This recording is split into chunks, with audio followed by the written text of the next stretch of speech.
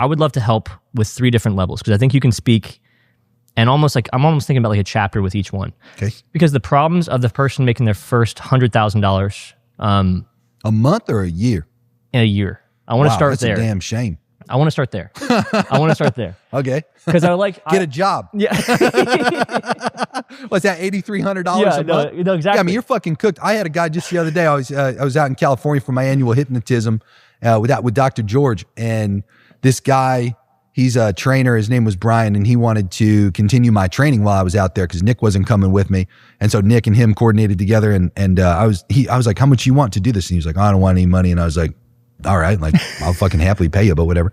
And I was like, "So why are you doing this?" And he's like, "Oh, I just want to get to know you more." And I was like, "Okay." Like, and I was like, "Dude, I'll tell you what, I'll give you one of my programs called Master Internet Marketing. $5K usually. I'll fucking give it to you, helping you out." And he's like, "Oh, dude, I tried to buy that, and I didn't qualify for financing." And I'm like, "Well, dude, we don't even fucking offer financing. First of all, like, you just got to buy it, or it's $5K. Like, $5K big. I mean, how much you make each month? $8K a month. Like, you're absolutely fucked if you're only making $8K a month. Like, you can't even buy something that costs $5,000. You know how many things cost $5,000? A lot. Like, Grant, really think about. I'll give you a good one. This one's real emotional. You ready? This happened to a family member of mine who had too much pride to call and ask anybody for help, and was in the same situation. Couldn't get approved for any kind of funding or financing. Had a dog. Dog has some kind of medical emergency, needs to get taken to the vet. Vet says, "We can help your dog. It's emergency surgery, costs $5,000. Girl didn't have $5,000. You know what happened to the dog? Died. Dog died because the person didn't have money. You know how much they make? Actually, a little more than $8,000, about $9,000 a month. It's like the first thing that's really important to understand about only $100,000 is regardless of what all these fucking people online will retaliate in regards to this message against, they'll all say, "Oh no, $100,000, like that's a fucking lot." And it's like, listen, if you're living in bumfuck nowhere, right? And you're not in a major city and you don't have major goals and you don't want to go live like a great quality life, and you can pull back your expenses on your lifestyle and live a small life, absolutely $100,000 can be enough. I don't know who we're sitting here talking to, but I never talk to that type of person. I talk to the person who has far grander ambitions, who understands the true importance of money and why getting richer matters, which is options and freedom. You can't even literally think with possibilities until you make a certain amount of money. Like, have you ever played a video game? You ever play video games, Grant? Yeah. Think about this. You ever play Grand Theft Auto? Yeah. You remember when you first start, the entire map's grayed out? Yeah. And it only unlocks as you go to the different parts of the map? Yeah. Really think about this. That's how it is with money. There's all kinds of shit that's completely grayed out that you can't even fathom exists as options until you have enough money to unlock that part of the map to literally think with. Meaning there's things that you don't even unlock as possibilities for yourself until you make a fuckload more money. There's so little possibilities down there at only $100K a year that I view it as just disrespectful to oneself. It's a self-imposed limitation. So I consistently seek things that like push me to my highest level. And I never frame myself that what I've done today is like a lot, like I always compare it to the biggest people on earth. Like I always love talking about Elon as an example. Elon's like one of my favorite people in terms of capacity and human potential to look at that just immediately minimizes yourself. Or I say this frequently with mindset things where it's like, if you want a $5 million yacht, like just actively focus on like $100 to $400 million yachts, and you'll naturally start viewing the $5 million one as not only attainable, but like really close to being free.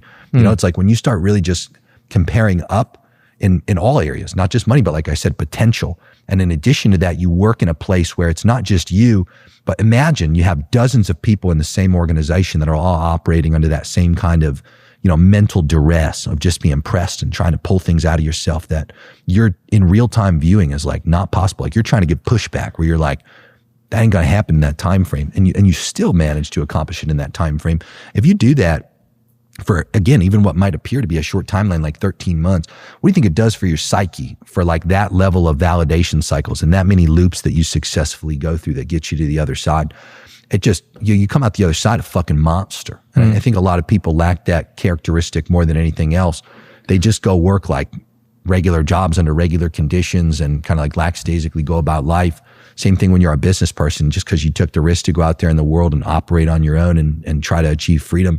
That push to have somebody just come in and point blank, not only tell you, but force you to experience it yourself. Like imagine that difference, not just to tell you like what you and I are right now, but to sit there where you're employed by that type of person, or you've paid that type of person to help hold you accountable, and you have them pressing their foot on your neck all day telling you, why the fuck did that take 3 weeks? Like, get that done in an hour. You know, like, what are you talking? Like, I've sometimes these guys tell me things like, I'll tell them go make 25 to 30 ads to follow the Meta Andromeda best practices as an example. And they'll tell me shit like their editors can edit like 1 video a day or like 2 videos a day. And I'm like, how are you tolerable of all this shit? You know, like what? And that's the main difference. Most people settle into such a low level of tolerance thresholds for everything. And they end up just having such a slow paced life, and they never achieve like true momentum. Once momentum gets in your favor, that's the other really important thing to consider. All these things that come off to others as excessive accomplishment in short time frames are really just more of a byproduct of the momentum that they've otherwise created and now have in their favor as well. The hardest part is at the very beginning, where you're trying to create momentum, and it's like, if you go look, you ever lived in snow, Grant? Yeah.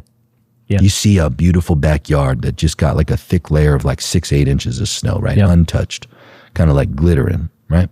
And you stand there and you're like, I'm gonna build a fucking snowman, right? The hardest part is when you're initially picking up the first bit of snow, trying to make sure it's packable, right? And then rolling that little ball and just building that first giant lump. And then you got to build the second one. You got to build the third one. You got to stack them all together. You got to get your little accessories in there. The easiest part is really after you just roll the first ball and get it going. You know, it's like, that's when everything's in motion, and everything else after that just feels easy. Most people never do that. They just like look at it and they're kind of like, you know, I don't really feel like building a snowman right now. Like, I don't know if the snow's right. You know, they never just like immediately try and get to the point in the action cycle where it all is easier. You know what I'm saying? I think there's a lot of traps. Because there's a lot of traps, like even in the hot corporate, chocolate in the inside next to your warm fireplace would mitigate. That's a lot what I'm of people saying. from Yeah, building so it's like snowman, it's like you know? there's the corporate trap, there's the college trap, there's I mean, that's aside from all the mindset. It's traps. exposure to risk. That's all it really is. At the end of the day, most people never go out there and just truly try to like take excessive risk because it's scary. You know, living a life of excessive risk exposure is arguably one of the scariest things that you can put any human being into feeling consistently and being exposed to. And that's why most don't do it. They don't experience the pain. Do you know how little human beings like pain? You ever read the book Vital Lies and Simple Truths? It's a great book by a guy named Daniel Goleman. In the first little part of the book, there's this page you open up, and it's got a circle and it's got an X, and he has you move the book back and forth. And then what you end up seeing is a blind spot. The little X just fucking vanishes. Everybody in their vision, like you and I right now as we sit here, we have these little blind spots about here. And you can see the blind spots if you like pull something that you're physically focusing on forward, you'll see a blind spot in your peripheral slightly. The book then goes on to say we do this psychologically anytime that we start to experience pain. We manipulate our reality psychologically to move away from pain. That's how little we all like pain. So if you talk about exposing yourself to excessive risk exposure, essentially what you're saying is, I'm exposing myself to the opportunity to experience a great amount of pain, a lot of pain. And because of how naturally wired every human being is to avoid pain on a very subconscious level, most just won't do it because of that. The traps are more here. You know, these are like more the surface level illusion of what you'd otherwise think you need to deal with. You have to go far deeper than that. You simply put, just have to get really comfortable with a lack of certainty and a lack of comfort. You will be exposed to pain. That's all risk is. It's just the opportunity to experience the downside of your decisions. How many times do you like to feel stupid in your life, Grant? None. Yeah, it's like you also have the opportunity to expose yourself to just being a dumbass. You know, you'll make some decisions where you'll be like, I can't believe I did that. You know, like, my God. And you still have to keep it moving, and you still have to recover, and you still have to take expansion-oriented actions, because if you don't, and you're an entrepreneur, your whole life's going to collapse on itself if you don't sustain expansion-oriented action. You know, if you don't take revenue-driven actions, you're fucking cooked. So your mindset becomes your best friend. You got to consistently work on it while you're being exposed to these otherwise violent things to the human brain that we all just hate and try to actively move away from. And you can't move away from the pain while you're going through it. You got to reflect on the deep reality and the true lessons of what you're being presented, so you don't have to relearn them again and be exposed to it again. That's a tough thing to challenge anybody to go do. This episode is brought to you by me. I have no sponsors for this podcast. This is entirely self-funded, and all I ask is that you please support the channel by hitting that subscribe button. I put over 100 hours and thousands of dollars into every single episode because I'm committed to making the best thing possible so that it's worth your time. My hope is that this is worth every second of energy that you give to it. And all I ask of you is that you hit the like and you hit the subscribe. Thank you. Now let's get back to the episode. I can tell that you live in this. I can tell that everything, it's an overflow for you. Mm-hmm. What you're talking about right now is so natural. It's so embedded in you over the past decade that this is an overflow. So. And I think like, it sounds like you also were really great at shedding things. Like, so like you moved away from your hometown to Denver. That's true. And you did move closer to family still. I'm not sure about family life before then, but you moved away from that and you moved away from friends. Yep. And then you were like, I want to shed this. I don't like how the people talk here. I don't like how slow this is. Yeah. I'm going to go to Miami. And then within there, you shed poverty. Yeah, true. Like I can imagine there's so many tiers of like, dude, there's so many angles where you could just been that guy that just smokes weed. Yeah. And just been like that deadbeat guy, you know? And no, it's true. And there's sedation. There's so many tiers of it that you were like, oh no, this isn't enough pain. I'm going to go to the next tier of it. And I think like through each moving process, it sounds like perceptually, I thought I was moving away from pain in those examples that you talked about. So as an example of moving from Ohio, it's like I viewed Ohio as a lot of pain.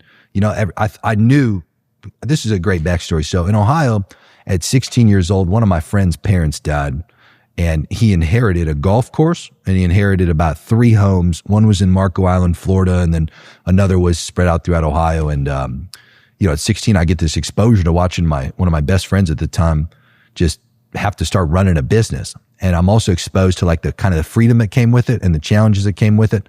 And it gave me a strong comparison bias where I was like, my God, like my father, he's a factory worker. He works at a gas station today. You know, my mom, she's a babysitter. She's on medical disability and I have her on my payroll.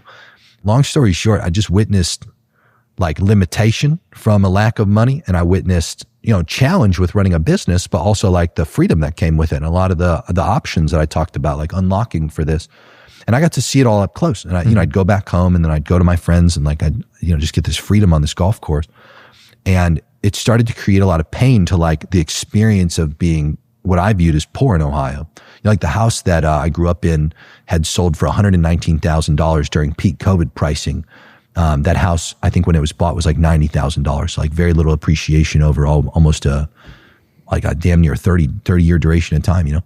The moral of the story is, very important to consider, leaving Ohio was like leaving pain. We, as I talked about in the Vitalized and Simple Truths book, we want to avoid and escape pain. So you can strategically do this as well. There's a great book by Richard Bandler called Using Your Brain for a Change. He's one of my favorite authors. He writes books for psychotherapists. And Richard, in the book Using Your Brain for a Change, he teaches you all kinds of stuff about how powerful your brain is. You could take a negative memory as an example and you can think to yourself like, all right, how am I processing this negative memory? Is it large? Is it in color? Is it loud? And you could do things like turn the volume down and it lowers the intensity of the emotion you're experiencing. Shrink it, you know, make it black and white.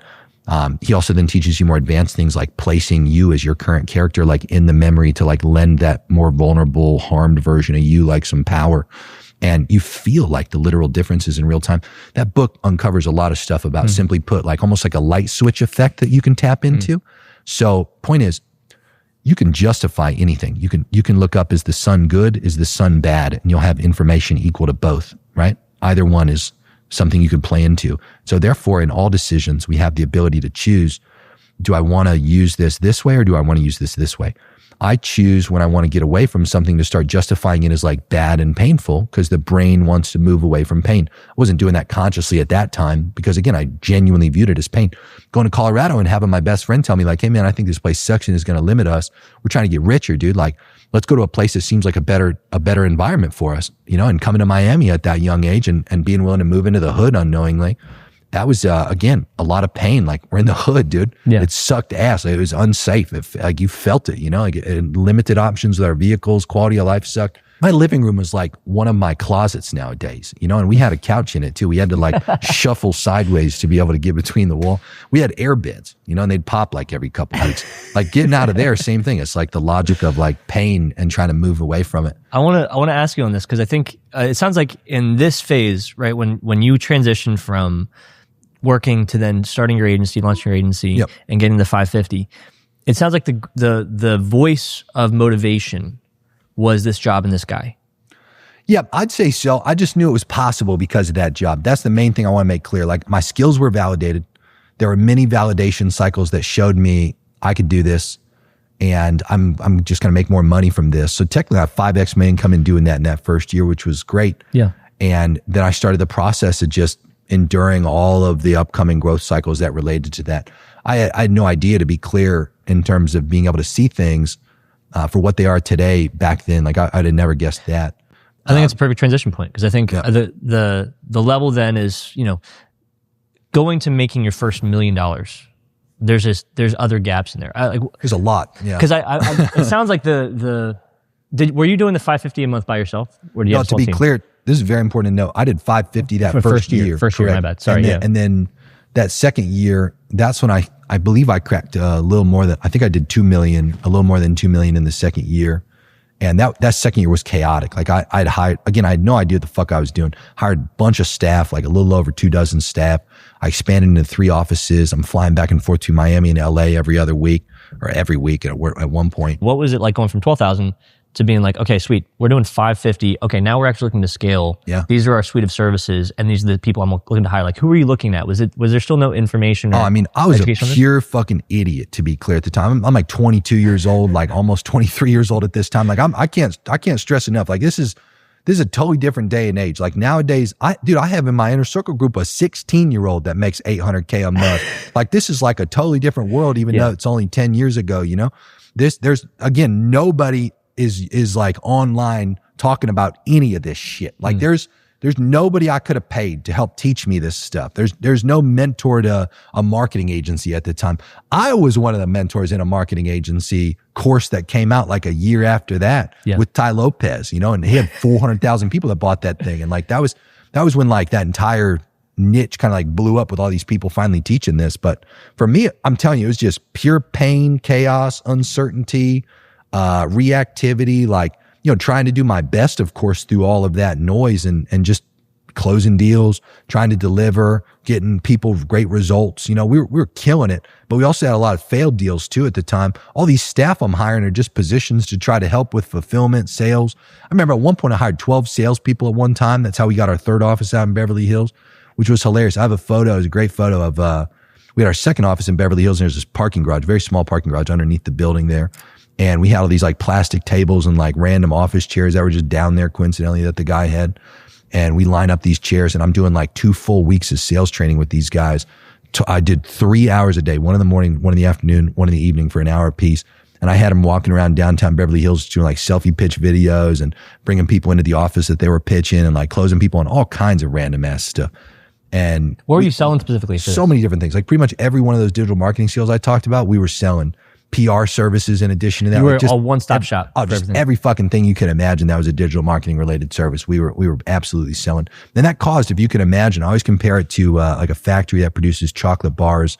And then in addition to that, with the same factory and the same system, they somehow also try to produce Skittles. Yeah. It's just, I didn't even know that didn't make sense to do at the time. It's like, I'm just like pushing all this shit through. And were you like desperate for money? Were you like, I didn't feel desperate for money at all. I felt very like capable. Again, I had a really small lifestyle. At the time I was paying, my personal place I had during that specific year, I upgraded from a place that cost $1,600 a month to $2,300 a month.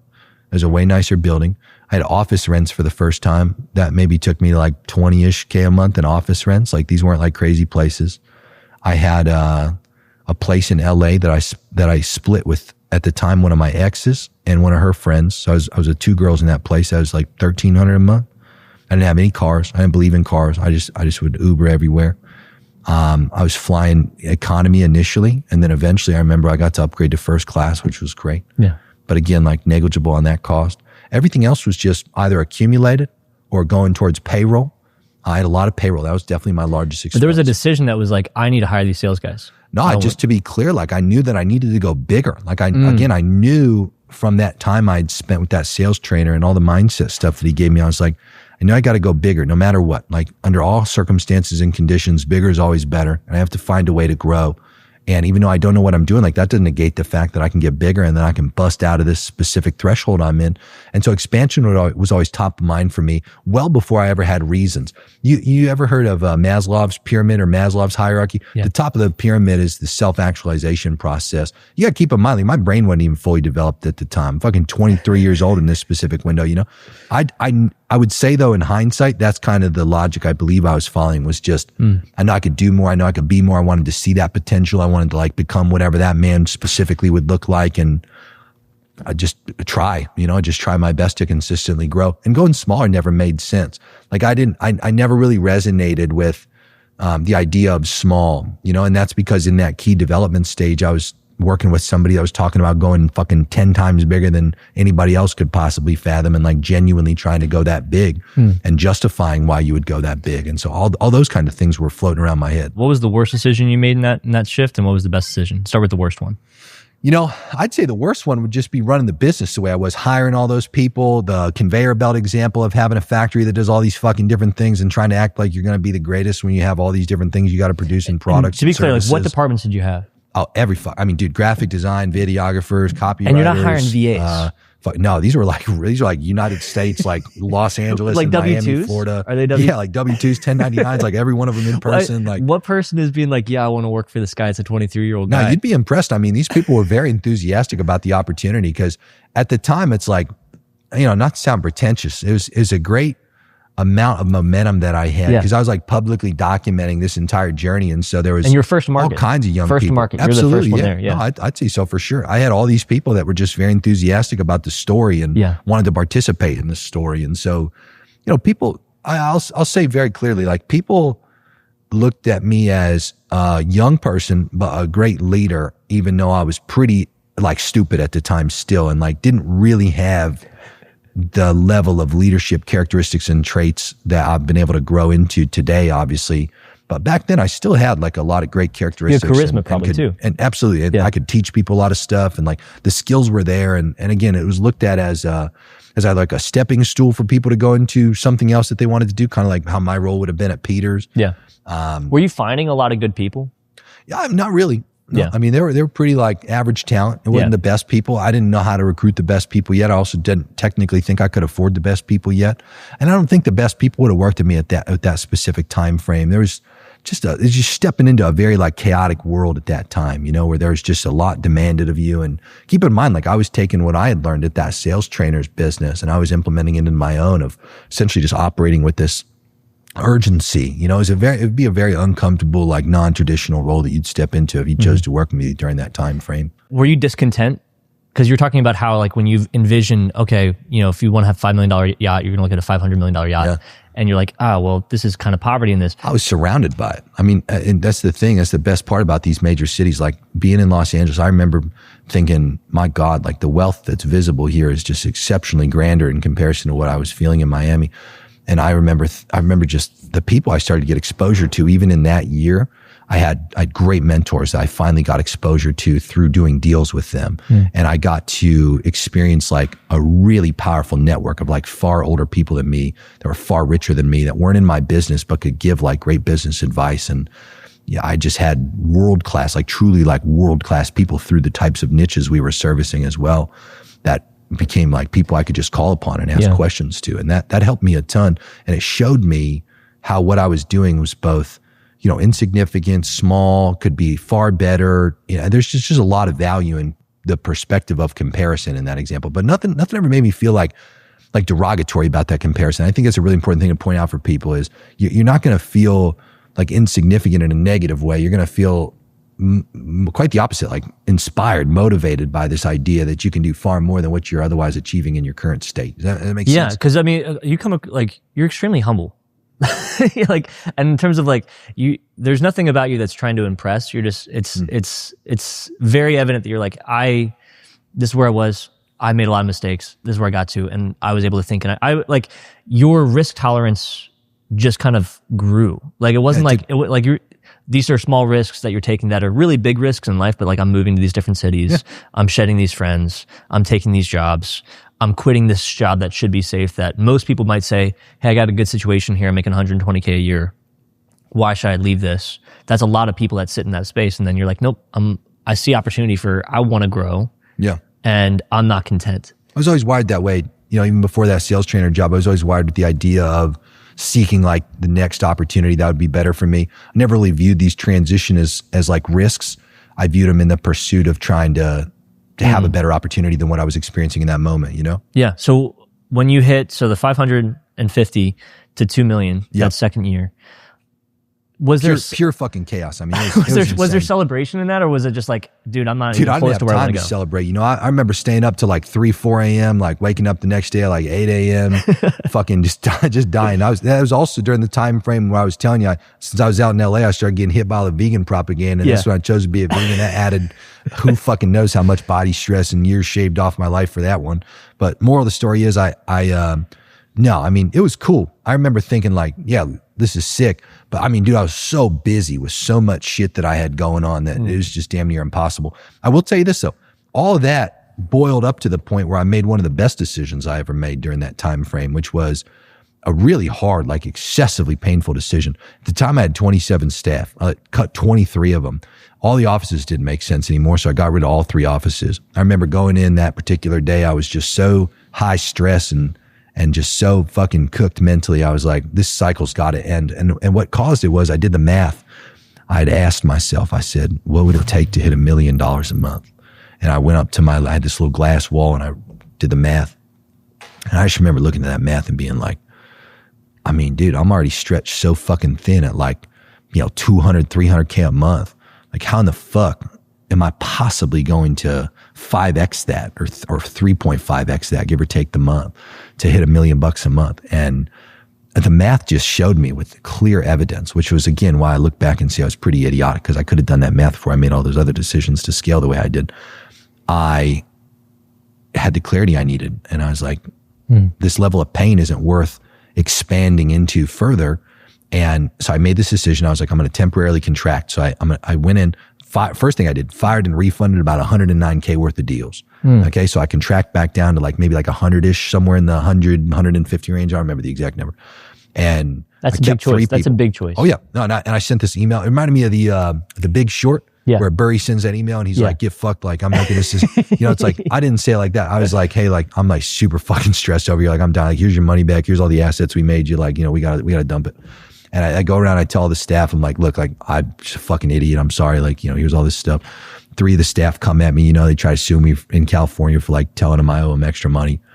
I get those fucking little settlements, and start paying those people down monthly because I didn't even have enough cash to start paying them lump sums. I contract back down to come into Miami, and I went back to my apartment. I had this little 2-bedroom apartment, technically a 1-bedroom, 2-bath, and it had a den. So I viewed it as 2-bedroom. And I just sit down and I start doing video pitches. And the best decision I made was doing the math. The math showed me the clearest possible answer. If I wanted to hit $1 million a month, I asked myself, what do I want my quality of life to be like? How many deals do I actually want to do? And I said an audacious number. I said, I only want 10 deals. Okay. $1 million divided by 10, it's $100,000. And so I thought to myself, I could do a 100K a month deal 10 times over. I had one deal to that point. That was a standard retainer deal with a guy doing like 200 mil a year that we charged 100K a month to just for a flat fee. Okay. And I thought to myself, I was like, I don't think I'm going to get there through a retainer like that. That guy did $200 million. Like I probably got to do something that's a little more fair. Going to be a rev share. So I start by thinking businesses probably aren't going to want to pay a gross rev share. I'm thinking a net profit share is what I'm going to end up doing here. So at the time we charged 10K a month for the fee. And I was going to try to make that other 90K a month per deal off of essentially like a net profit share. I had at the time like maybe a handful of deals that we had taken to $1 million a month. And I thought to myself, I was like, why wouldn't they give me 10% of that if I'm the one who like really influenced it and helped them a lot to do it? So I also made it even more fair. And I was like, it's only off of actions that are trackable back to us. And I made it even more fair than that. I was like, we'll do a fucking month-to-month deal and really throw our balls on the table here. You don't want to work with us? We probably don't want to work with you. We like to do deals that we consider are operating from like a high trust society. We don't like to think with all the exposure that the fear-based people will naturally bring up when they hear that, like, oh, they could fuck you and just leave the deal. They could. Yeah. I hope I don't work with people like that, which thankfully I haven't. So anyway, I go back home and I start video pitching people.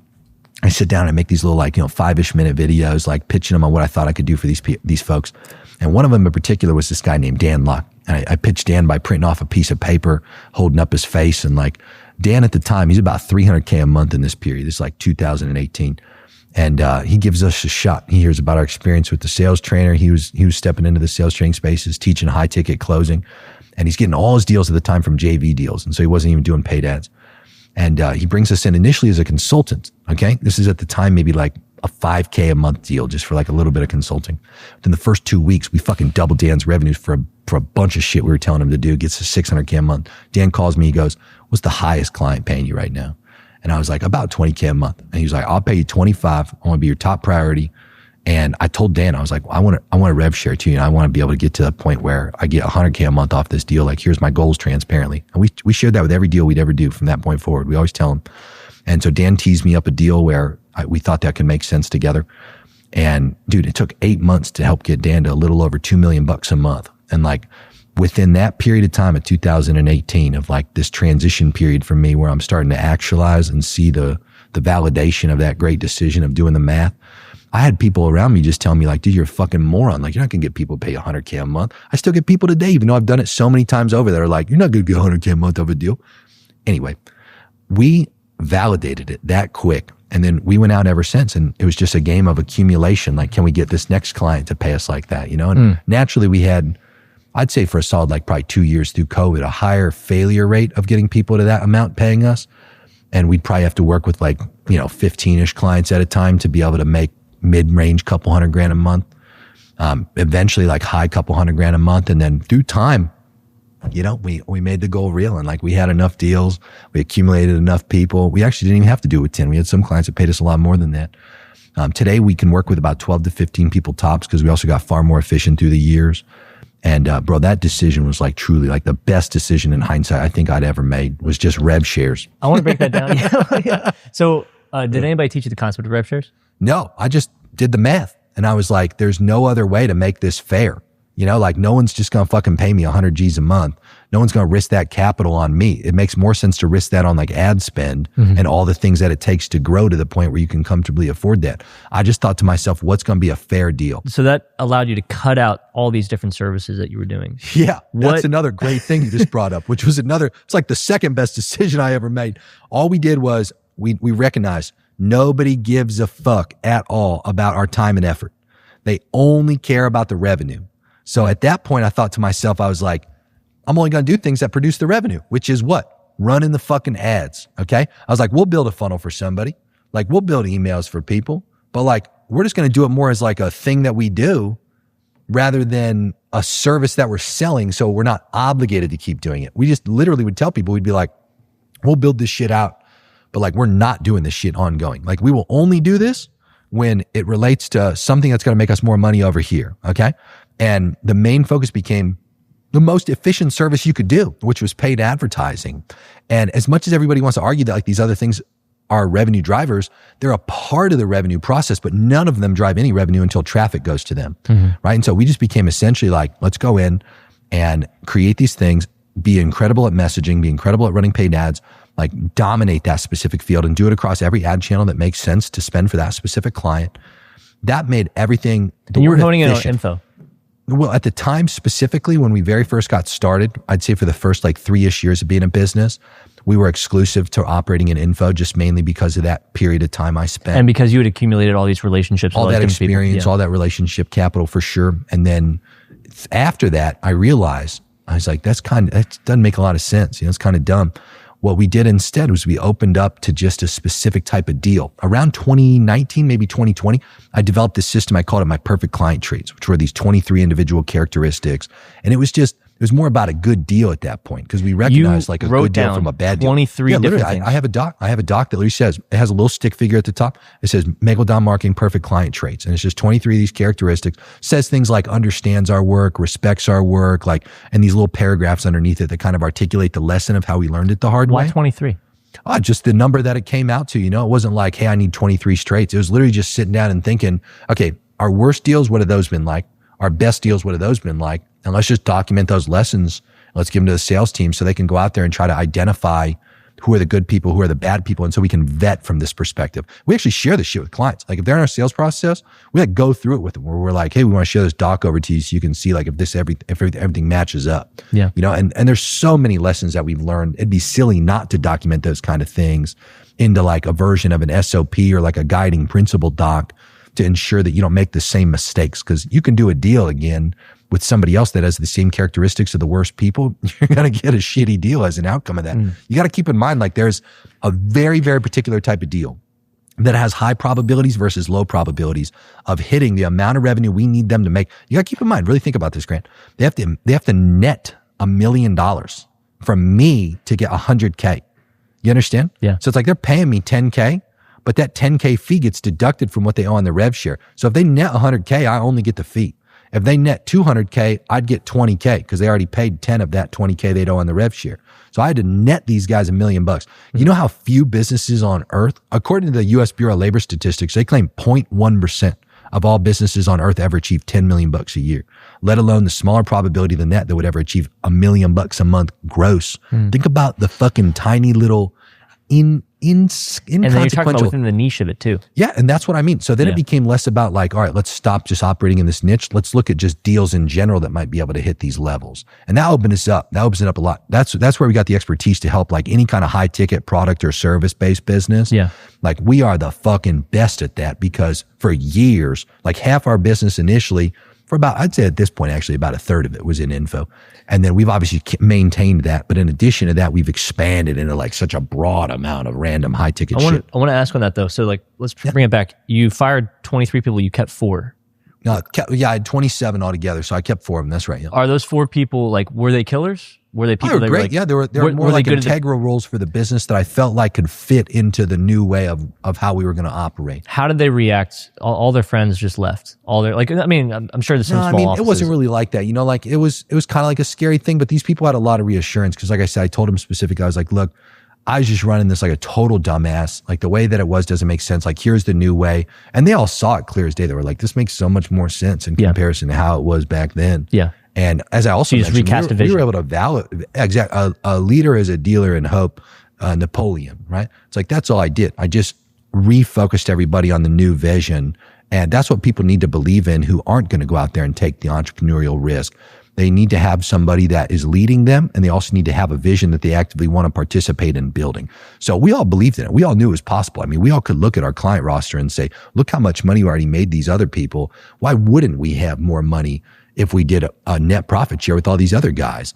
And the incentive was also aligned perfectly. Like all these people, since there were fewer of them, I could also pay them better. Like it just made sense for them to stick. And it's important to note, although yes, the volatility of my leadership aside, it's like I still added stability to those people specifically. Yeah. You know, even though I brought definite chaos onto the others that we had to let go. Like, so the other thing I'm connecting is you sat down, you did the math. Yeah. In this other situation, you sat down and you said, okay, here are the 23, like math, 23 examples. Yeah. How often are you kind of just sitting down and looking at the scope of the business and saying, like, from a vision perspective, like? Usually every other week, I actually have it in my calendar. It's at 10 p.m. and it just says, sit down and plan your vision. And it's kind of like at this point, more of like a vision calibration, especially at this level, because visions are like very long term at this level. Usually visions are much shorter term, the smaller amount of money that you make, so you can increase the frequency. Yeah. You have to have like kind of just a simple kind of move. It's very important to note, visions are hard because as I mentioned, like you don't even know all the possibilities of, you don't have those options unlocked yet for all the things that you're going to unlock. I always compare it to driving down a foggy road. You got like maybe 100, 200 feet of visibility in front of you. You can trust your GPS blindly. Like pilots fly through clouds all the time because they have those fancy instruments up there. Boats fly through complete darkness. Same kind of concept. They got instruments to rely on. That's in business, generally being able to trust the data, compounding in a specific direction, being able to generally guide your business a particular way to get a specific set of outcomes. And along the way, maybe at certain points, the fog clears up a bit and you can see a tad further ahead. And then at a certain point, the fog just recedes and you're like, well, I got so much more expansion into how far ahead I can look at. And therefore you get to make longer term decisions. The less money you have, the shorter that specific view generally is. The more money you have, the further into the future. Like you can eventually start thinking in decades, or like some people do, like generationally as an example. But until then, it's a very isolated, like, focus on self kind of thing. The more money you accumulate, the more you expand beyond self, and the further that time horizon becomes. So as I made more money, the vision naturally expanded. Has your self-confidence always been high? I mean, you look at a man today in front of you that's gone through, I don't even know how many validation cycles of trying something, seeing it work, day in and day out, from like small things to excessively large things to insignificant bets, like very significant bets. It's just, I don't even know how many cycles of action that I've gone through and endured that have led me to this current like state. You know what I mean? Articulate it with, okay, I needed to sit down and eat a meal. It's like, bro, my to-do list compounded by the day. You know, every moment I was like a well-paid babysitter, like constantly all these staff were coming and like asking me fucking infinite questions, all the clients hitting you up and asking questions, all the new people you're about to do deals with hitting you up and asking your organization questions, all these people you got to lead and guide and direct. And like, in addition to that, the conveyor belt chaos of all these random services that we're doing at the same time. It was like 4 hours of sleep on a night overnight basis, 1,000+ caloric deficit every day for like a fucking year and a half, just eating away at my body and accumulating who knows how much body stress. Yeah. The amount of like, again, like actual like pain that I just consistently endured just eventually like accumulates to the point where these decisions, although yes, have a lot of emotion and negative things associated with them that we could sit here and dive into. The pain, I can't stress enough, like human beings absolutely fucking hate pain. Yeah. If you want to make any decision, you can do that strategically by just starting to absolutely fucking hate the pain that you're experiencing and like justifying the pain of your current circumstances and looking at your circumstances as painful, to actively use that as leverage to overcome anything else you could articulate on the other side that would hold you back. I mean, I think fear is the thing that I'm dancing around here, where it's like, I think a lot of people, I feel fear. Yeah. So it's not necessarily like, I guess there's a certain point where like the amount of pain you feel gives you the encouragement to overcome whatever that fear is. Did you experience in that? Right? If you're on fire and let's say there's like a little body of what might be water or it could be gas in front of you, right? But you're on fire, okay? And yeah, it could be gas that you're about to jump into, but it could be water, right? Are you jumping in that little body of water or maybe gas, or are you just going to stay on fire? I like how you put that. Well, that's what I'm saying. It's like, that's how all situations are. Yeah. It's generally an asymmetric. It's not all risk is symmetrical. Like, meaning it's not like a 50-50. Generally risk is asymmetrical. And so in most situations, there's a lot higher upside than there is downside in simple decisions like that. Whereas in some situations, there's an unknown risk, like there's unknown unknowns. And then in some situations, there's not a lot of upside, but there's a lot more downside. Those are generally the ones that you'd want to stay more clear from, unless it's a situation that you have to figure out. Like I said, in that situation where you're on fire, could be gas. You might even smell gas because like maybe you're covered in gas. Who knows?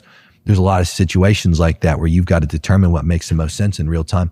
The decision we're talking about here, it seemed like a very asymmetric upside risk for me, where I could see that if I did make that choice and endure that short-term pain, that I would experience a tremendous lift on the other side to the quality of life, my circumstances, my business. You know, like everything seemed like a very positive on the other side of that choice, regardless of the fear and the pain associated with it. Do you think that a lot of people mistake that, like that in reality it is asymmetrical, a lot of these decisions? Most people don't even think with that at all.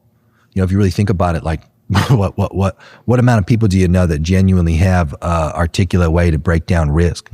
I mean, how many people really look at most decisions from a risk-based perspective? You know, how many people attempt to like quantify it?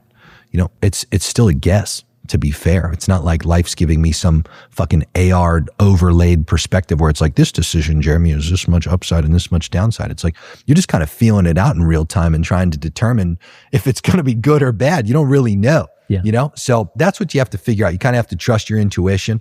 A lot of people, like especially religious people, I'd encourage leaning into God and trying to trust that like intuitive thing inside of you in those moments. I was very far from that. It sounds like you mentioned you had some mentors that kind of came in. Oh yeah. And these are really just like clients and like people in a network at that point that I know, none of which were like mentors. That were able to say like, hey, we see that you're doing good stuff. Yeah. I was just asking questions. There's a great quote. One of my earlier mentors is a client of mine. His name is Greg.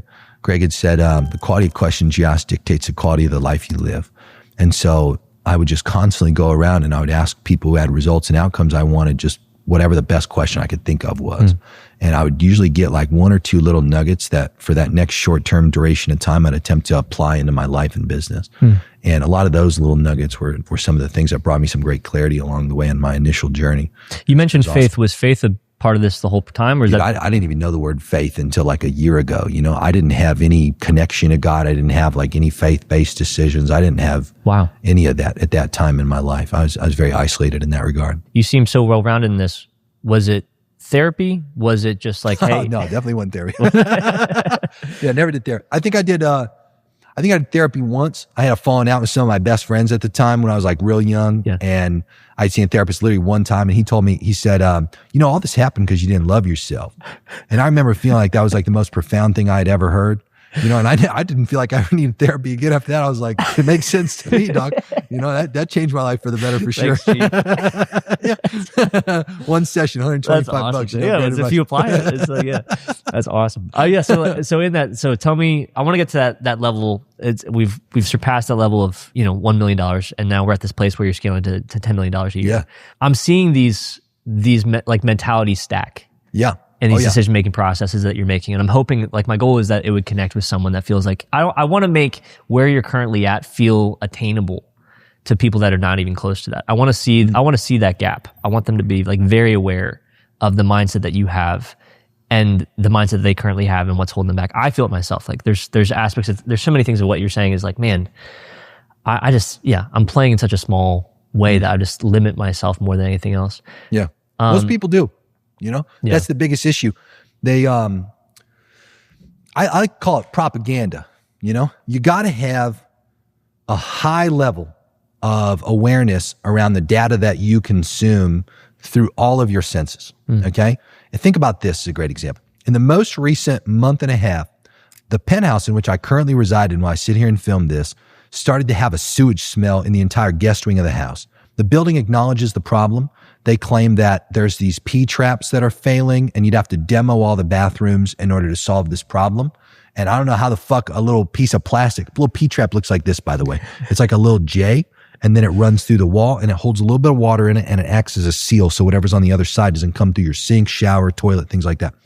And I'm like, how the fuck does a piece of plastic pipe just all of a sudden fail? Who knows? Don't care. I call the owner of this place. I rent this penthouse. And I'm like, hey, here's the problem. Like, you gotta fix it. This is what they propose.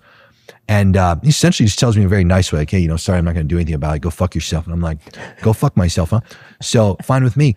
I drop about $300,000 over the course of this last couple of weeks. Okay. $104,500 to break that lease because I was in a 3-year lease. I was year 2. And I'm responsible for 75 days of the lease term after that. I'm paying $29,500 a month for this new little mansion I got. That was about $90K, rent times 3 to be able to move in. And I spent about $100K in furniture to move in. My fiance bought out on some furniture and thankfully was a little conservative because she could have gone harder. And so about $300K deep on this, okay? And as an example of the propaganda lesson I'm trying to articulate to you, even just smell, okay? It's like, what kind of actions do you think I would take if half my home is unusable because there's just like a sewage shit smell in half of it for about a month and a half that just kept getting worse, right? It's like, what kind of decisions do you think you make in that type of environment, right? Or like, are you excited or enthusiastic to come home knowing that's a problem in your home that's technically solvable by somebody who's in control of it but doesn't want to solve it? It's like, no.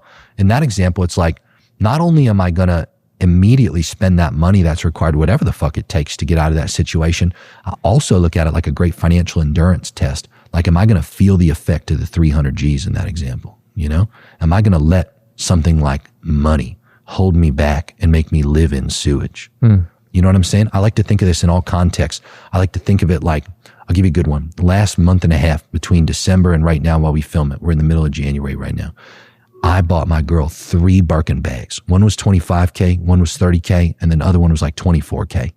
Now, I don't like a piece of leather to be bigger than me. And so whenever I get to the point where I feel like even just the smallest little bit of scarcity, I dominate it somehow. I want to be able to, because at this point in revenue, it's like, there's nothing that would make me feel scarce. There's nothing that should make me feel scarce. It's only a mindset. Okay. So like most people, they don't condition it out of them. They don't take the opportunities that are right in front of them where something like a piece of leather is bigger than you or like a little fucking watch is big. You're telling me a fucking watch is bigger than you, Grant? It's like, you're telling me a car is bigger than you? Yeah. Like stuff is bigger than my human potential. Like no fucking way is it happening like that. And then I go and I buy the stuff and every single fucking time it obliterates that little fucking pussy that sits in us that tries to act like the limitations are real. They're never real. The other day I was telling this in this vlog I filmed on the way here. This was just yesterday. I just done lat pull down.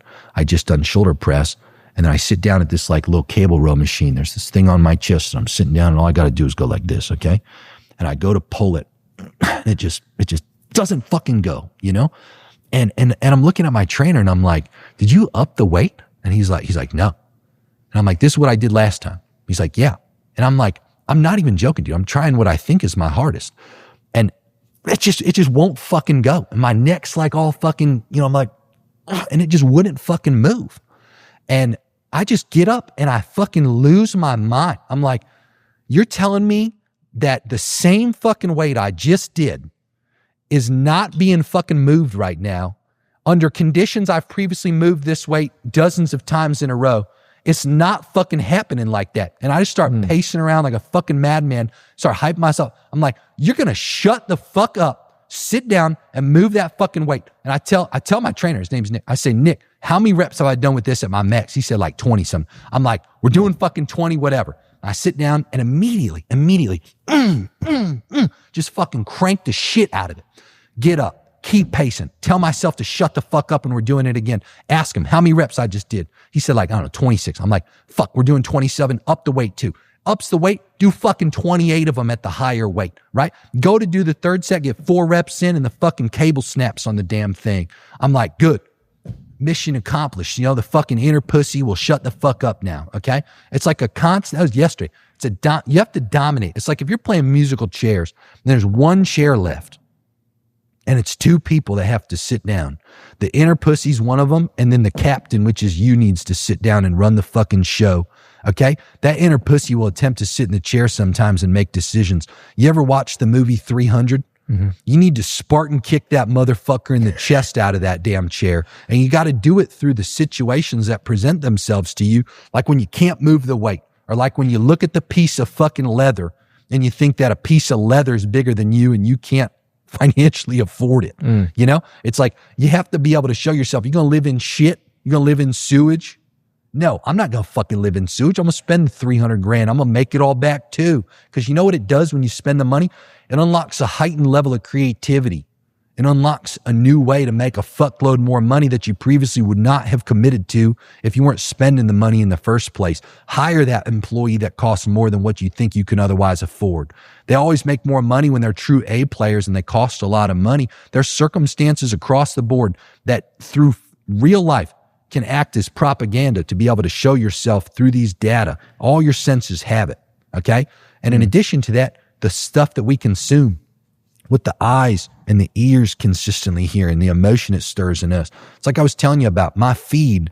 I refuse to consume anything that doesn't validate the worldview that I intentionally want to think through, okay? I love following people that I think are like true fucking idiots. Like I follow people on Twitter that try to say that like a Camry and a double wide trailer and investing like I watch this guy, I don't know his name.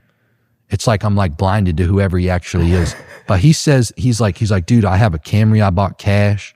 I live in a double wide trailer and he has like $50,000 invested. And like he flexes it like he's the fucking goat, dude. Like he flexes it like he's the man. Okay. And I demonize that motherfucker. I demonize it. Okay. I hate it. I don't want to be like that at all. Then I follow people who just ball the fuck out. Like I said, like, okay, in the context of me saying like, oh, I bought these 3 bags. It's like somebody out there who doesn't buy any fucking bags. It's like, well, it's so much. It's like, no, it's not. I follow the Asian people. You ever see the Asian people in Beverly Hills? It's like, bro, those Asian people go so fucking hard if you know what I'm talking about. They have a whole show on Netflix called like Crazy Rich Asians or something like that. Bro, they have Dior. There was this one lady in that show that had Dior come to her home with racks and racks of clothes, right? Like I'm so poor, I got to go to Dior to buy stuff, right? They've never offered the opportunity to physically come to me, right? And it's like, what level am I operating at? You know, 3 bags. It's like, they haven't fucking offered me more. Yeah. Right. They haven't come to my home. They haven't done any of that kind of shit. It's like, think about this. Again, like I live at this place currently, like I said, that I'm currently buying out of, to be fair, that is right in downtown. It's right across from the Heat Arena there. And bro, I watch across the street. There's some of these yachts that pull up that without exaggeration are like $200 million, $400 million. Sergey Brin, co-founder of Google, pulls up the other day with the fucking co-founder of WhatsApp's yacht in front of his, This motherfucker has 3 yachts. That one yacht was $450 million. Okay, it took me 2 minutes and 27 seconds to walk from the bow of that yacht to the back of the yacht. And I'm 6'5", I was walking fast. Okay, 2 minutes and 27 seconds, bro. You know how long that is? Oh, that's awesome. Okay, and I'm sitting here and I'm like, and I can't buy a fucking like $10 million yacht? Like, what are we talking about? You know, this guy's got 3. Yeah. It's like, you watch, you get exposure to this kind of stuff. Or it's like, I got nice cars. It's like, I got maybe $1 million-ish in cars. And then I walk out front into my valet to get into my Rolls, and I watch a guy who's got a $3 million Bugatti pull up and get in his car at the same time. And you know what I mean? It's like, you got to dwarf your significance in the sense of the content consumption, right? Or it's like the messaging in general. You got to be able to follow stuff that keeps you in the right frame and doesn't kick you out of it. Like, imagine this with the news. Think about how many people we've come to the conclusion now collectively, like, oh, watching the news is bad because it's all like fear-based negative shit that'll just like put you in a bad state, right? Like, that. Yeah. But it's like, think about that with the content that comes across your feed when like you're unknowingly watching stories and watching videos and like listening to this hearsay, and like your subconscious consumes 100% of what you expose it to. Just because you don't think it consciously has an impact does not mean it doesn't subconsciously have an impact. My hypnotist, Dr. George Pratt, he likes to say, and I don't know if this is accurate now, this is what Dr. George says. He told me the other day when I was there at the end of December, he was like, your subconscious fires 20 to 40 million neurons a second. He was like, your fucking conscious brain is like 20 to 40,000 a second. And I'm like, dude, if that's a real stat, like that's fucking wild in terms of the difference. And people don't understand it. They don't study it. They don't understand that all consumption, like I said, living in the sewage impacts me whether I consciously think it does or not. The exposure to like, my car's small, that guy's car's fucking big. The yacht is fucking wild. That makes this more attainable. The content I consume, the Asian people. It's like all these examples I'm telling you are just like random things I'm thinking of out of like thousands that likely get exposure to me in a week, right? And then all those things, they maintain a worldview. You shape beliefs and behave in the context of how you view yourself in the world. You view the world completely different than how I view the world. I make my decisions from how I view the world. You make your decisions based on how you view the world. Right now, while we sit here, Grant, there's some crazy motherfuckers that are in this very city that believe the world's going to end tomorrow. And they're out there at the store prepping like a motherfucker. They're out there buying a ton of shit. They're buying batteries. They're buying rice. They're buying fucking canned foods out the wazoo. They're buying ammo. They're prepping as though tomorrow's the end of the fucking earth. You and I sit right now casually and we just fucking yap about making money and getting richer, right? We're on the same earth as that person. Why is their decision the way it is? Why is ours the way it is? Right? Think about this. It's because of how you view yourself on the earth and how you view the world and what's happening in the world. That is the most important thing to consider and to maintain. Okay? You let that shatter or unknowingly shift to a slightly different worldview that's not going to benefit you relative to whatever vision you want to actualize, you're fucked right there. As soon as you become self-aware of that, the game changes dramatically. Everything becomes excessively intentional with consumption and the propaganda you expose yourself to. You'll never fucking go watch, listen. People be in the middle of telling me some shit. You ask my staff, they'll say some shit. I don't want to hear it. I'll tell the person straight to their face. I'll be like, I don't want to fucking hear what you're talking about. Like, shut up. Stop talking to me about that. Like, I don't want to hear it. Can I ask a question and nobody on this? does that. You know what I mean? Because they don't maintain their worldview. Can I ask a question on this? Good. There's so much about what you're saying that I'm like, goodness gracious, inject this into my veins. Like I wish, like it's in that lane of it's like a motivational reel. Like I'm like, inject this. I want to wake up every single morning and kind of remind myself of that. I want to live in that headspace. I also want to hold the frame of like, when does it become vanity? Because I know that you hold this when from a powerful reason for you. Yeah, when I say like you hold this where it's like the physical things that will not have power over me because I can be more than that. Yeah. Talk to me about from a philanthropic perspective, because I think that it can't just be about getting the bigger stuff. Yeah, 100%. I want it to be about being a bigger person and being like, I almost want it to be about giving. Dude, it's different reasons for everybody. Yeah. So that's the most important thing. Jim Rohn has a great 4-hour video you can watch from 1981 in Anaheim, California on YouTube for free. Real shitty quality, but incredible presentation. Little green chalkboard in a gray suit. And in that video, he introduces the concept of needing reasons, and he barely touches on it. And I've given a whole talk on this at one of my masterminds recently. And dude, listen to this. So the talk that I gave on reasons, we usually get like maybe 1 to 5 people that'll hit $1 million a month or like go real big and hit 5 million a month. And we give them these big fucking trophies to celebrate it. At this most recent mastermind, so between the last 3 months and tomorrow, I have 9 people that are getting $1 million a month trophy. So I almost doubled above the highest that I've ever seen and given away after I gave a reasons talk. Okay. And here's what I want you to understand in terms of self-awareness of this. Reasons and motivational drivers are dynamic. Okay. So you can be like me in that example, and you can choose to not like let stuff, if that feels like a profound thing, but absolutely to your point, it can be philanthropic. I'm going to give you a fucking great one, Grant. You're going to love this. Okay. I have a guy. He absolutely fucking hates with all his heart homeless people. Hates them. It's the thing drives him up a fucking wall. Okay. Poisons his local community that he participates in. Okay. In that community, it's incredible what would happen if there wasn't a homeless shelter smack in the middle of it. And it's not a regular homeless shelter. It's one for the drug using homeless people. So it's a bunch of fucking loonies. And they only let people sleep there 3 days a week, Monday, Tuesday, and Wednesday. The homeless people have to have $5 to be able to stay the night. So they all go pander for $5 every day. Apparently a hit of crack only costs $3, by the way. So they also pander for little hits of fucking drugs. This guy knows that this community would be off the fucking charts better if that homeless shelter didn't exist. How much, just right here in the story before I continue, how much of a dickhead does this guy sound like so far? It sounds like the biggest asshole in the world. Does he sound like an empathetical dude? It sounds like a mob boss. That's right? what it sounds So, like. okay, so listen to this. So this guy's drive to get excessively richer, okay, comes from the fact that he wants to build a way better homeless shelter in a part of the city that's not here. So he can get those homeless people out of there. He wants to get way richer to be able to lobby the correct politicians to be able to help transition these homeless people from here to there.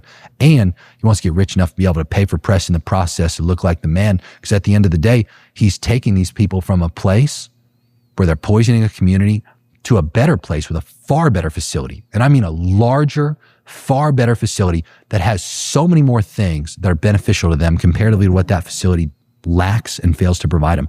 7 days worth of care, far more beds, far better food, far better conditions in a part of the city that's, believe it or not, actually far safer, and doesn't allow them to go out and just roam into a community where there's high foot traffic and high tourist areas, right? Gets every politician that he needs on his side, goes out there, accomplishes that exact outcome, and in the process, about 3.5x's from a couple million bucks a month to damn near about $7+ million a month, right? From a perspective of pure fucking hatred of homeless people, right? He pursues a philanthropic action that genuinely benefited not only the local community, every business a part of it, every tourist that would go in there, but in addition to that, the actual homeless people that he claimed he hated, right? It's like as an example of a reason. No, it's genuinely hatred. There's nothing but hate in that man's eyes when he was taking that set of actions. Okay. And that's the point I'm trying to make. It's like, for him, that was a profound reason. Yeah. Okay. As another example, I've had this happen with 2 guys recently. One of them was at $2 million. Actually, matter of fact, they're both around $2 million a month. One was at his name's Edward. Edward's about $2 million-ish a month, sometimes hits $3 million a month. And we had a guy just recently join us. His name's Steven. Now, Steven specifically does about $20 million a year. So again, give or take the month, $2 million a month, but someone's a little bit below that. Both of them have jets, like nice jets, like, Gulfstreams. Both of them have kids. Both of them have been very oriented towards their families and sacrifice doing things for themselves for a long period of time. They get to go on nice trips. Their kids go to the best schools. They have things like Sprinter vans and drivers and in some instances, security, give or take the conditions. They eat the best food on earth. They get to pay and, consume content and help from whoever the fuck they need whenever they need it. And they lost all their drive. They have absolutely zero drive to get richer at the point that they come in and get exposure to me. Okay. And the very first thing I do is I give them the reasons talk. And I say, every reason that you've used to get to here is no longer valid and it has to be swapped out to something else. And I tell them stories like the homeless guy. And I tell them stories like some of the selfish shit that I don't like to have dominate me. And, a lot of them just be like, well, I understand that. And I'm like, well, we have to find your specific reasons. Okay, like I want to be really clear when I say this. There's plenty of people on earth who are some of the most empathetical, like philanthropic versions of whatever you can view a human being to be. Those things do genuinely drive them, and they really want to use that stuff. I'm telling you now, majority of people are very selfish, and they are not in any way, shape, or form motivated by empathy or philanthropic drive to go do anything. They view it almost as a tax strategy more so than anything else from the exposure to the types of people I've seen. Up close, personal conversations you'd never hear otherwise, that if they ever said out loud would make them, to your point, look like raging assholes. Okay?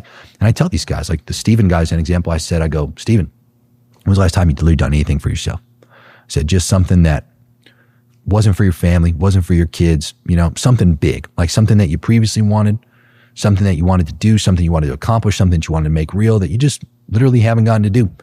And this was so profound for Steven. You could tell in real time. He was like, he's probably set himself aside for over a decade, hadn't done a selfish thing. And I asked Steven, I bring him to the awareness. I go, up to the point where you started making $20 million, what was all the stuff?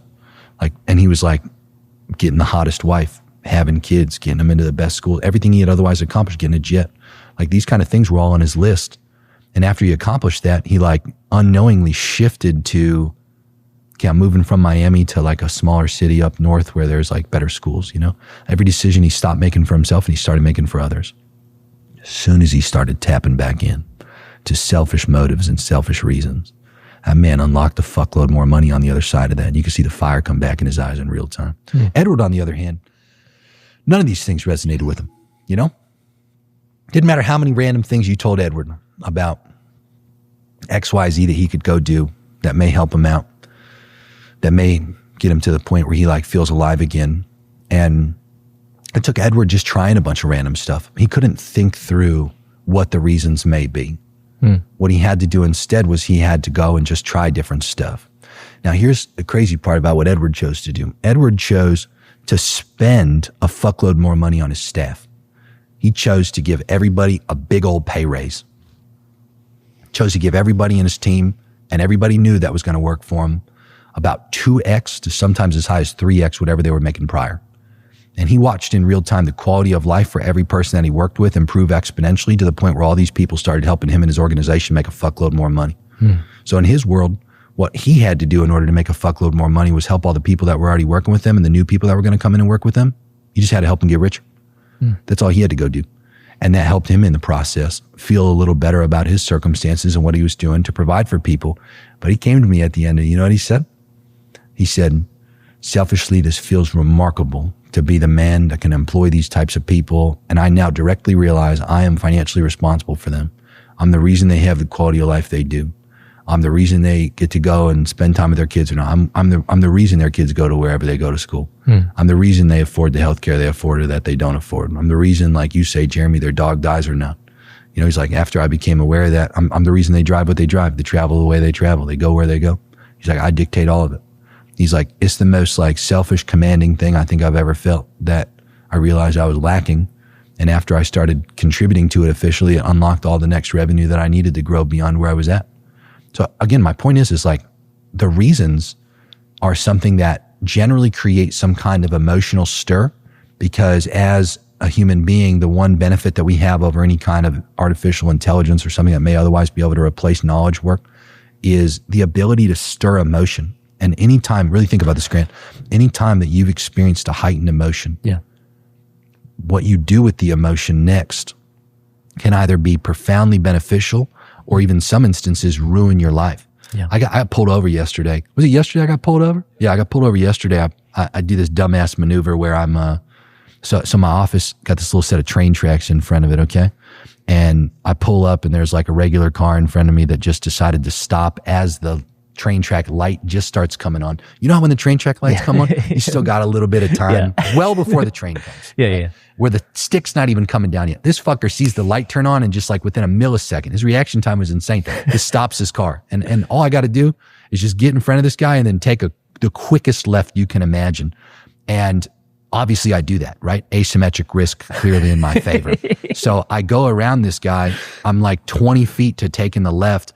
Lo and behold, what a fucking day. There's a pack of motorcycle officers just sitting on the corner of that little road I turn onto from my office. They're not even on their bike. The fucking guy just points at my car and just goes, pull over, come on. And I'm like, fuck, dude, I'm just trying to go to my office. He's like, I don't care. That was so stupid. And I was like, yeah, you're right, officer. My apologies. That was like the one instance of experiencing the asymmetric risk. Anyway, I hate the fact, I tell this guy, which is probably stupid of me, I go, I'm sorry, officer. I just had a call. I got to jump on. Like, I was trying to go fast. I didn't like that the guy stopped. And he's fucking ranting about how stupid that was. And I was like, all right, officer, my apologies. Like, please write me the ticket.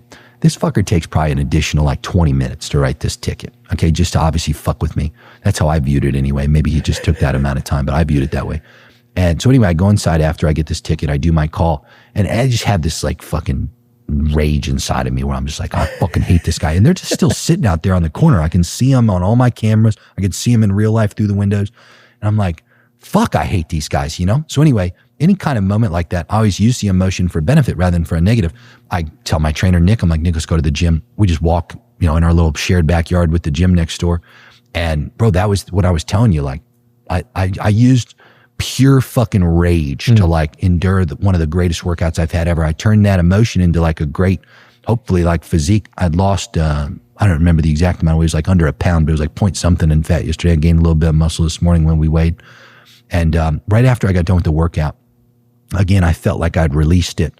I'm sweating my ass off, and I'm a white boy. I get all red, and I fucking panting, and I walk outside to the officer where they're out on the corner. I just reach out my hand, and I'm like, just want to say thank you, officer. And he grabs my hand and he shakes it. I'm like, that was one of the best fucking workouts I've had in a long time. Like, thank you so much. And I'm sorry for being stupid. If you boys need to come in and use the bathroom, like, come on over. And you need a drink or something, like we got waters and whatnot. And they didn't take us up on that, thankfully. I still didn't like the guy after him. Anyway, my point is like we get stanced through reasons to experience an emotional state, okay? Yeah. And when we are able to successfully tap into something, because think about what happens is you really get like real rich. Like I'm talking like jet money rich, right? Your life becomes so peaceful. Like you live in the neighborhoods where like birds chirp all day. You probably even start to buy trees that attract certain birds, right? Like you're curating your environment. You ever been, seen those like oak trees that have the warm white lights wrapped around them? In this new house, I have so many of those trees in the backyard, and they're centered around this beautiful pool. And I called some light guys right away. It cost $12,000 to just have these beautiful lights on year round in the backyard. It's like you get to start curating your environment like that. You just experience nothing but pure peace and comfort. You ever seen that video of Drake the rapper having people try to catch bees for him when he was in Saint Tropez? You ever seen that? No. There's a video of Drake. He's sitting at a restaurant. He's outside. There's bees flying around, and all his fucking people are literally grabbing bees with their hands. Yeah. Drake doesn't even have to deal with bees anymore. That's how rich he is, It's like, again, you buy the most stable, peaceful, calm life you can imagine when you get some serious money. And so you lose all of the like little emotions that you don't even have the awareness in the past. Gave you an opportunity to tap into them to like craft your circumstances to be better. And then if you did leverage those kind of emotions to get richer, they're just not there anymore once you got richer. And so to get richer beyond that, it's like the reasons change dramatically. Sometimes they're small, like the officer pulling you over, and they fizzle out right after a workout. Some of them are like that fucking German kid I told you about, where like, I got to tell you, as time goes on, it loses power, And then most recently with my fitness journey as an example, it's been, what would God want me to look like? Like I felt like I'm almost disrespecting God just being fatter. It's like, what would the messenger look like is what I've been telling myself now. And that gets the extra reps out of me. And that one's sustained itself over a broader duration of time. You know what I mean? It's like you gotta be dynamic with the reasons. Can I be selfish for a second? Yeah, good. I think I'm stuck. You're saying this and it makes a lot of sense to me. I think I'm stuck, and I want to describe my situation to you. Yeah, good. I got a wife, I got 3 kids. Nice. Congrats. And we got married, I was 20. First kid was an accident. I was working as an investment banker. Nice. I feel like I've made fear-based decisions every single time. Even when it's pain related. I still make the fear-based decision, or I make the calculated measured risk that to my shed circle seems like, oh, you're going for something. My wife was just saying to me, she's inspired by me flying around and doing podcasts. She's like, I just love that you kind of think about things and go for it. And I'm like, you don't recognize the gap between where I'm at and where I'm needing to be. And I appreciate the encouragement and the affirmation. I love that, my wife is affirming me. That's great. I love that. But I'm so poor. And I think it's hard for me to break the fear of what it would take to get rich. Because you don't have a lot of money. Yeah. Yeah, it's like, that's all it is. So when you don't have a lot of money, you really think to yourself, well, I can't take a lot of risk. But this is what you got to detach from. You can't take a lot of financial risk by literally risking cash that you've got to make more cash. Yeah. What you can risk is time and effort-based risk or relationship-based risk. Like you doing things like this is a great example. There's got to be some kind of opportunities that crop up to be able to do something. Like as a great example, you spending time right now to do this, like you didn't ask me like, hey, Jeremy, can we throw some links down in the description and will you like affiliate with me if I like put some shit down there? And I'd be like, yeah, sure, dude. I'll give you some money. Like you'll probably originate some sales for us. You're probably going to originate sales for us by me being on this and getting the exposure I am right now, regardless, when I get a little bit of money off that. It's like how many other people you think you've done? How many podcasts you think you've done, Grant? That's my 12th one. So to be clear, it's like you had 12 different people so far that have just straight up fucked you if you haven't asked for that kind of cash. And that's what I'm saying. It's like you're already taking the action and technically taking the risk. It's like you spent your money to rent this place. You spent your money to fly out here, right? Mm-hmm. It's like, think about this. You spent your money on this camera equipment and the editing and things like this. Now, it's like that's a time and effort-based risk. There's still financial upside in that risk that could help you get richer. Now, I want to be clear in saying generally time and effort-based risks are the ones that have like longer cycles of time to get to the point where money comes out of it, and they're not as high leverage as what a money-based risk is. A money-based risk will typically result, depending on how you risk the money, of course, in either a short-term gain that can be large or potentially a longer-term gain that can compound and be significant. And that might be, as an example, some of the ways that you're thinking that are going to inhibit you and make you more like fear-based. In addition to that, you have to layer in an additional complexity, which is the responsibility of your family and your wife. So typically, if you picture visually responsibility as an anchor, okay, picture at the bottom of an ocean floor an anchor that's labeled kids with each one of your kids' names on it, right? Picture your wife's name on it. Picture things like debt repayment or like vehicle expenses or like mortgages or rents and any other costs that you simply have, like business costs or just things like this as an example. Now, those anchors at the bottom of the ocean floor, they're there because they're heavy anchors, okay? And they've sunk to the bottom of the ocean.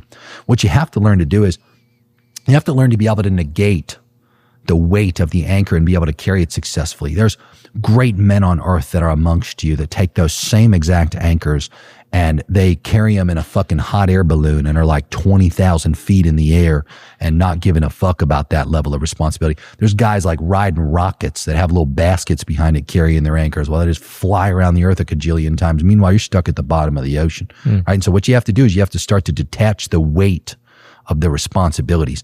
Typically, as you get richer, responsibility increases. I believe they're correlated. I will say there's instances where that cannot be the case. Like if you just get like a windfall of cash in like a stock or a crypto or some shit like that, it's like that generally doesn't come with a heightened responsibility. I traded between 2023 and 2024, risked about 80K and made about $1 million trading NASDAQ futures. It was some of the most emotional money I've ever made in my life. But to be clear, anytime I make the money, there was nothing on the other side of it. That was like a responsibility. So there are instances where like getting richer does not correlate to heightened responsibility. For the most part in a business, the richer you get, the heightened responsibility is. Now, typically when you have a heightened responsibility, most people have the mental model of heightened responsibility means I can take less risk, which is where you really fuck up. That mental model is a failed model. Okay. As you get a heightened level of responsibility, you have to get better and do more and increase your leverage in the next set of actions you take to get paid more money. Okay. So what you actually have to do is you have to get richer, get the heightened responsibility, and then continue to take expansion-oriented actions, revenue-driven actions at an aggressive pace, fulfill on the responsibility that you've taken on, show yourself and validate that you're actually going to fucking do what you need to do to get that done. And then guess what happens as a result of that?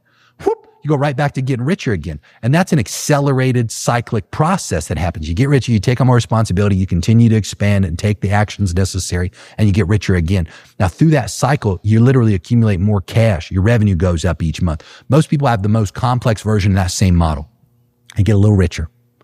Their responsibility increases. Then they break off over here and they say, more responsibility means I need to risk less. Then the contraction cycle starts. And then when the contraction cycle starts, that adds pressure. And then when the pressure officially comes, they have to take action again. And then when they officially are forced to take action again, guess what happens? They get richer.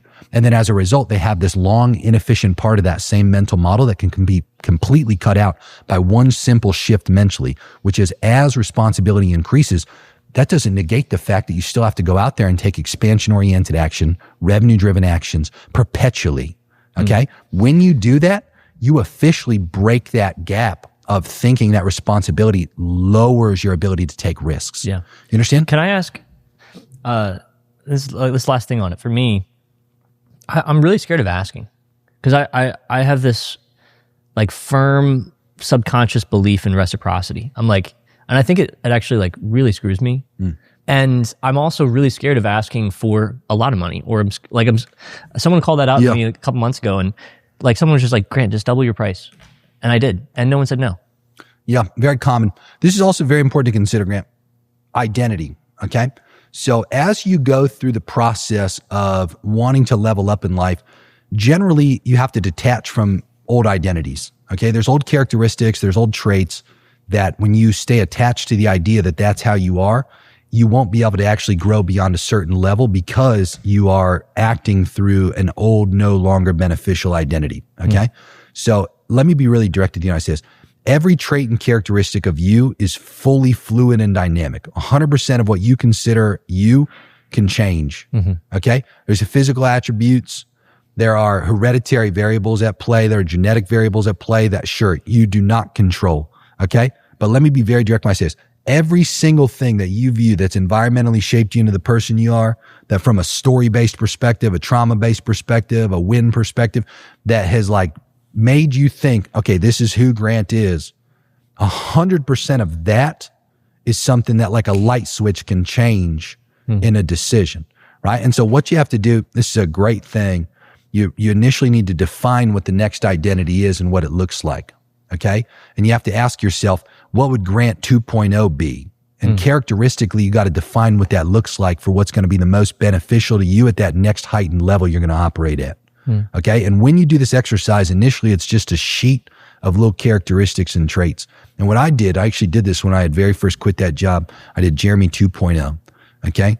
And I'm not trying to sound like some fucking dickhead over here that's like, just ranting about stuff. I know this might sound a little ridiculous. I'm on Jeremy 47.0 right now. Okay. That's how many times I've like intentionally done this exercise. All right. So like the very first time I quit my job and I go and I'm like just out here doing sales calls all day and just pitching the shit out of people to try to like start my business.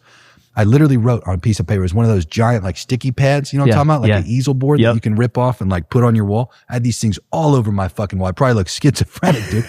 So I write at the top, I write Jeremy 2.0 and I write this like little kind of like stick character in the middle, and around the whole character, I just write all these traits and characteristics.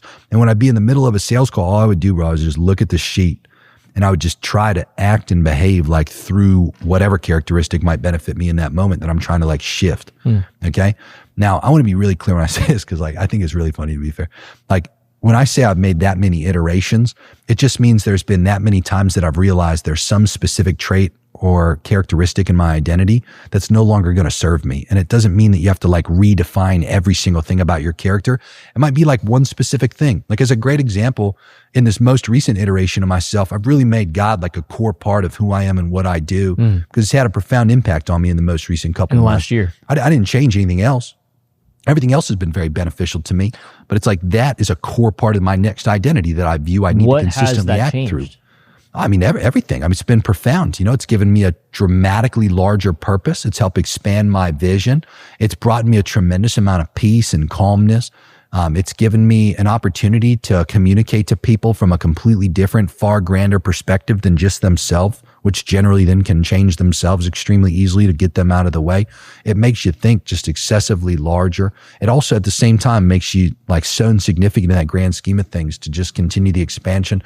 It's given me this view of like, I keep having this intuition of like, be the messenger, like what would the messenger look like? What would the messenger do? Like, what would the messenger say? Even just things like what I've done here tonight. It's like, I know that these are lessons I'm sharing with you from my own life experience, but also from a perspective of God. I look at it like I feel very blessed. I can hand down this wisdom to others so they can learn it through this mechanism instead of having to learn it the hard way, so I can save people from pain. Maybe there's people that are praying for this level of wisdom or insight. There's also just little things where God uses you as a vessel. I'd had somebody that I needed to send $1,600 through Zelle. Like one of my staff was telling me the phone number, and I entered in the phone number what I thought was the right way, and I sent this person that we needed to pay $1,600. And then I was like, "Can you confirm they got it?" And the staff member was like, "No, they didn't get it." And I was like, "What do you mean? Like I just sent it." And he was like, "No, dude, you put the phone number wrong." And I was like, "All right, well, let's call this guy. Like let's just let him know, hey, I guess God blessed you today, and like you probably needed this money." So we call this guy, this random fucking dude that we gave this $1,600 to, and he owns a little gym down south in Miami. And he answers the phone, and he's like, "Hey, what's going on?" And I'm like, "Hey, my name's Jeremy. Dude, listen, I know this is gonna sound like I'm probably trying to scam you, okay?" I was like, "I am not. I just accidentally sent you $1,600. I don't know what to tell you other than it just kind of feels like in my intuition that God wanted you to have this money, man. I don't know what the fuck else to say. It's very insignificant to me. I don't know what level of significance to you, but I just wanted to say God bless you and don't send it back." And this guy starts crying. He says, "Bro, I was just praying. You have no idea. I'm not going to be able to pay rent this month. Literally this amount of money is the amount of money that I need to be able to pay the difference in my rent." This is in December. So in a month where he's a little slower in his business. And, there's little things like that and I have like a tremendous amount of little things like that happen. We just did a toy drive. We gave out a little over, I don't even know how many exact toys it was. It was probably over 3,000 toys. We have a toy vlog you can go check out. It's like huge fucking piles of toys. We had a little over $20,000 in toys I gave alone. And we had all these people from like homeless shelters nearby. There's a family homeless shelter that's nearby that gave all these people from all kind of local community help groups and stuff that came by. We give out trash bags, not like a traditional toy drive where it's like one toy per kid or two toys. It's like, bro, we gave kids like massive trash bags, and they were just fucking loading up toys. Like some of these kids left. They had like 7 kids, 8 kids. Every single one of them left with like massive fucking trash bags of fucking toys that they got to go home with, like things like that. Anyway, point I'm trying to make is I wouldn't do that from any other perspective than just like what I think God would want me to do with some money around Christmas time. It's been great. I mean, it's been a profound thing. But again, in terms of identity, it's helped a tremendous amount in my own expansion as I continue to attempt to accelerate that self-actualization process and achieve more and do more. And, to your point, like, absolutely, I'm still driven by stuff in my set of reasons, but I also deeply love this new, more like God-driven version of reasons that I'm able to experience now and start to share. So point I'm trying to make, very simple. You are likely held back by many things. The responsibility component to it, the fact that you just don't have the thickest fucking bank account ever, so you don't get to operate from a place of true freedom and options. You can risk time and effort-based things. You can absolutely capture and squeeze more out of what you're currently doing, but none of that's going to happen with your current identity blocking it, which is why, as an example, you didn't even ask me that kind of stuff that I brought up to you. You didn't ask the other people that you fucking did these deals with, or maybe you did, I don't know. Moral of the story is the identity blocks everything else, right? So it starts with the identity. The identity is like a foundation to this whole system. And then as you work through identity, that is when all these other things just become like super easy things to work through, like double my price. You can probably double it again and you'd still be fine relative to how you're currently operating, redefining some of these specific things that you talk about. And as I also mentioned, I would not in any way, shape, or form undermine the worldview perspective in which we've discussed, where you got to reconsider like how you are in the world and how you view yourself. Because right now, Grant, no offense, I mean, you kind of sound like a man that's just being taken advantage of to a degree, and that's not actually operating. Think about this, and I don't really want to hit you in the chest with this or anything, but dude, like honestly, like it always does with the guys with kids that operate like you. Imagine one day, like really imagine this, okay? The kids are all grown up, and they're going out there in the world, and they start to operate like you too. And when you look at them, you see yourself exactly as you're become self-aware of right now, how you look at you now, and now you see it in them. And you know with certainty it was because you led by example for them, like a recorder, to just sit there and consume the ways you think, the ways you behave. They observed every action you took and didn't take, and they go do the same things. And they live limited lives because you chose to be that type of leader to your children. It's like, even just think about that as an example of a set of reasons, right? You could look at your kids. What age are your kids? 6, 3, and 6 months. Even the opportunities they're going to be able to have relative to where you can place them, you know, what level of options you can provide your family. Like, even these things, like you talk about your wife, I'm sure she's a lovely woman. She sounds very supportive, to be clear. But it's like, dude, think about this.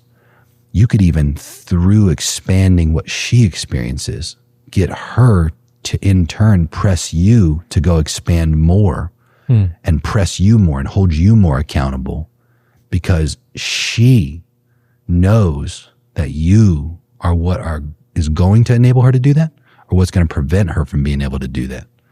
Right? It's like you control 100% of the experience.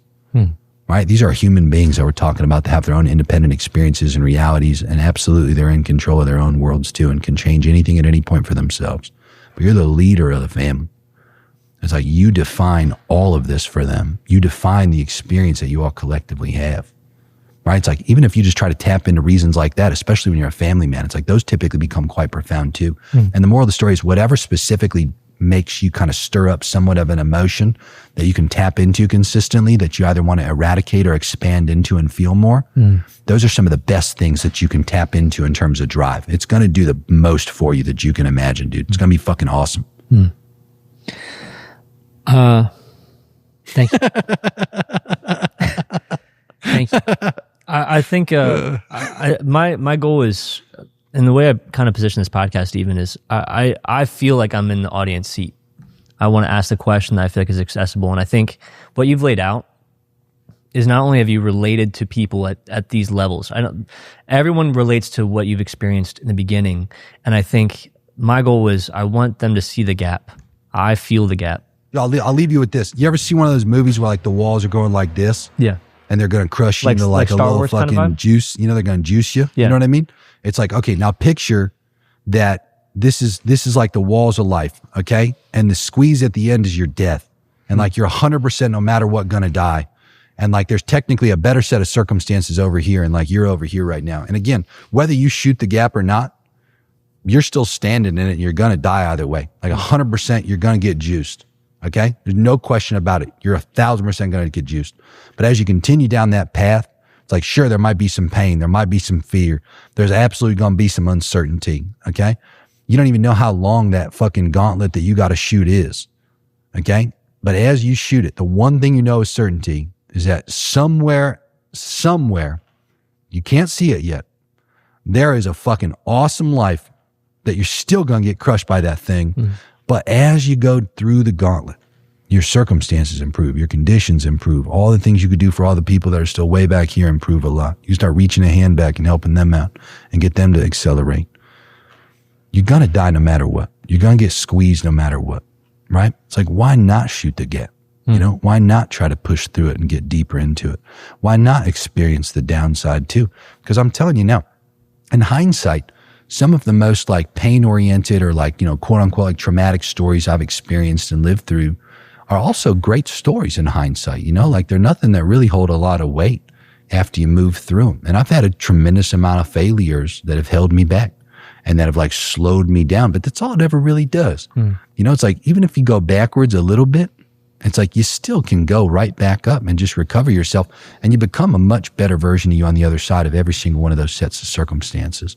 That's the most important thing to consider in all of this, is you either just are going to stay the way that you're acting now, right, and just continue to experience what you experience, or you have to shoot the gap, and you have to overcome the fear, and you have to overcome the uncertainty, and you just have to endure it regardless. And if you claim you truly want to be a better man, and you look at it either from a human being perspective or from a God-driven perspective, I mean, why would you not want to pull the potential out of you and try to at least see what it could be like on the other side of those decisions? Worst comes to worst, you can just contract back to where you are now. Like I said, you can at any point, if I at any point just stopped and just wanted to experience like a small life, it'd pretty much be free. You know, it'd be free forever. Wouldn't even have to think twice about it.